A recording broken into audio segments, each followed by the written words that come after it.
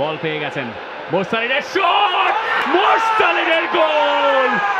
একটা yellow card তার সেলিব্রেশনের জন্য, তাতে তার থোড়াই care.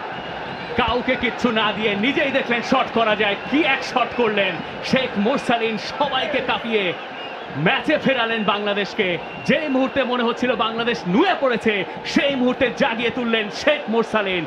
What a strike, wonder বয় কেন তাকে বলা হয়, কথা রাখলেন মোরসালিন এবং ফিরলেন তো ফিরলেন, রাজার মতো ফিরলেন।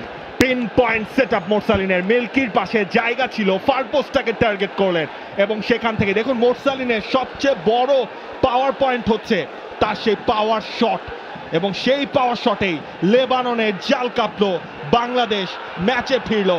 এই রিপ্লেটা, এই হাইলাইটসটা বারবার দেখতে চাইবে বাংলাদেশের সবাই। গোলকিপারের কোনো সুযোগ নেই, কোনো সুযোগ নেই। দারুণ শট।